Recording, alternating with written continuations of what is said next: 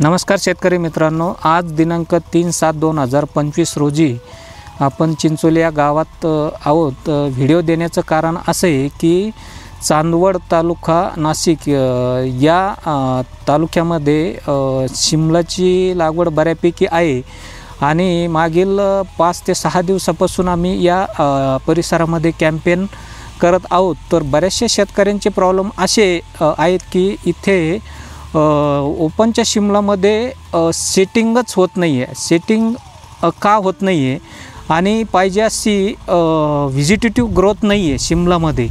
तर प्रामुख्याने बघायला गेले तर ओपनच्या शिमलामध्ये जे आपल्याला नायट्रेटयुक्त खतं जास्तीत जास्त दिले पाहिजे, पण शेतकऱ्यांचा एक असा गैरसमज आहे की नायट्रेट दिल्याच्या नंतर जास्त इंटरनोड डिस्टन्स वाढून सेटिंगला प्रॉब्लेम येतो। पण झालं आहे असं की मागील 20-25 दिवसापासून सततचा पाऊस आणि त्यामध्ये न्यूट्रियनचा इनबॅलन्स याच्यामुळं शिमला मिरचीमध्ये काय होते की पाहिजे अशी प्रॉपर सेटिंग होत नाही।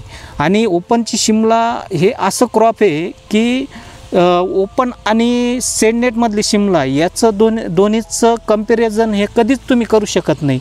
त्याचं कारण असं आहे की जी सेडनेटमधली शिमला आहे या शिमलाला आपल्याला नायट्रेट हा बिलकुल द्यायला चालत नाही आणि ओपनची जी शिमला आहे इथं नायट्रेट बेस खतं आणि बॅलन्स न्यूट्रिशन जर दिलं तर आपल्याला ओपनच्या शिमलामध्ये व्हायरस कमी आणि सेटिंग चांगल्या प्रकारे भेटते। तर यासाठी आपल्याला ओमेक्स कंपनीचे आल्बर्ट सोल्युशन की जे विगर ॲग्रीटेक सोल्युशन ही कंपनी इम्पोर्ट करते, हे 2 किलो आणि त्याला जोडीला हेनिक सोल्युशन येतं जे 114411 IP टेक्नॉलॉजीचं। तर फॉस्फेटचं पण अपटेक चांगलं होतं आणि आल्बर्ट सोल्युशनमधून जे बॅलन्स न्यूट्रिशन झाड घेतं तर फुलकळी पण चांगली निघते, सेटिंग पण चांगली होती।